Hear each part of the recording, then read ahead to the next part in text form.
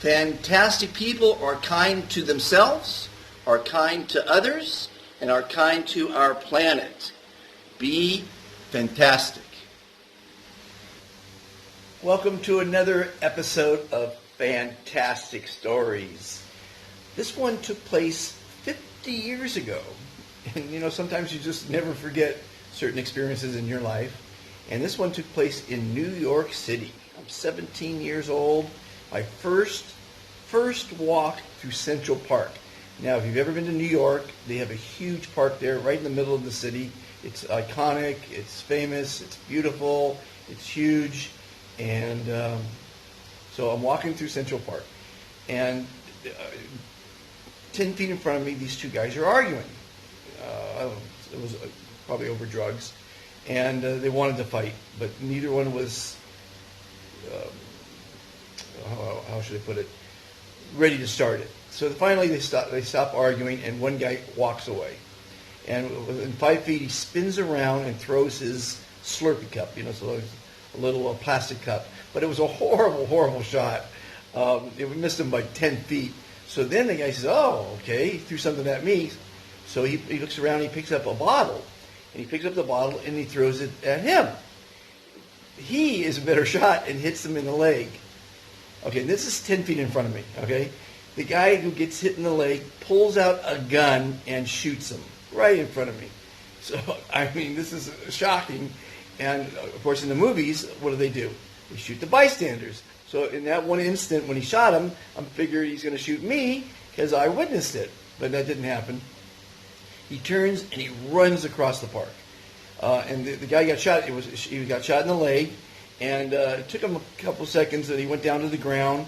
And I remember guys coming out of the bushes and helping him. It was his gang or whatever. And they lent him against a trash can. Then he couldn't even sit up, so then he laid down. Now, I'm told from my boss who sent me to New York to never get involved. Never get involved. Stay away from confrontations, so I'm going to take his advice. Within minutes, a big crowd of hundreds and hundreds and hundreds formed. I think it was 3 ambulances, 8 cop cars. It was a huge circus of activity. And I started talking to a few people, and these all New Yorkers never saw a shooting. One guy lived there 60 years. He said, I never saw a shooting in my life. So this was something that most people don't see right in front of you, a shooting. But I'm not going to get involved because I'm told don't get involved with these kind of things. But someone said about me, saw the gun or saw the shooter. So the police come to me and made me give a report. I told them it was a little handgun, like a Derringer, and tried to describe the guy a bit. And they took my name, unfortunately, and I'm thinking, oh gosh, I had to get involved. I should have probably walked away, but anyway, I never got called for the to the police station. But to see a shooting right in front of you, 10 feet, it was pretty exhilarating, and a great crowd. It was really made for an interesting afternoon walk in the park. So that's my fantastic story from New York. I got lots more from New York. But it was an incredible trip. Real quickly, okay, let me tell you one other thing. I'll give you 2 stories, and this one is hard to believe. I'm leaving New York, and I've got a couple bags and a really nice TV, like 4-inch TV set with a recorder in it. And I get a taxi. I'm going to the airport, and I had about 2 hours to kill, so I'm going to be 2 hours early. And I met a girl earlier in the week, and I thought, I'll go visit her, and then go to the airport. So I gave him the address, and as we get up there, obviously he knows I'm going to the airport, because that's the first direction I gave him. And I said,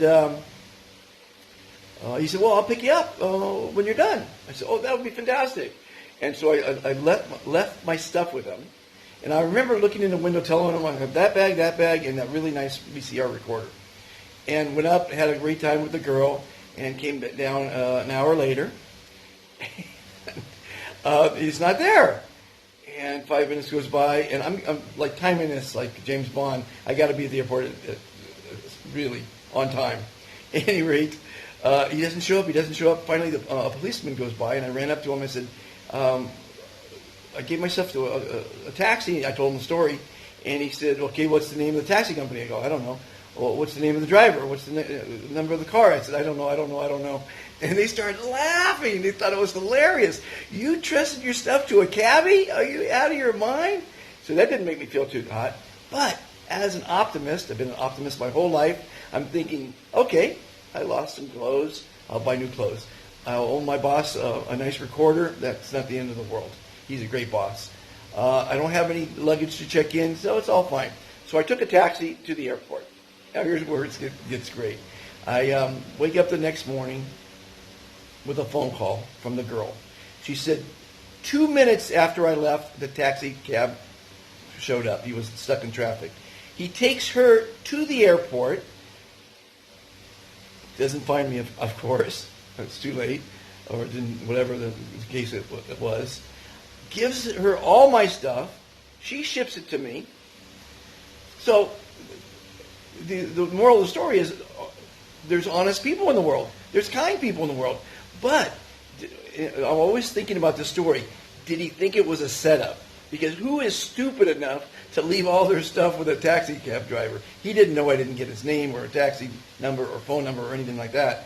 I just trust people. I always trust people. My wife said, stop trusting people. I'll always trust people. That's my nature. I've got ripped off many times. I've got screwed on many deals.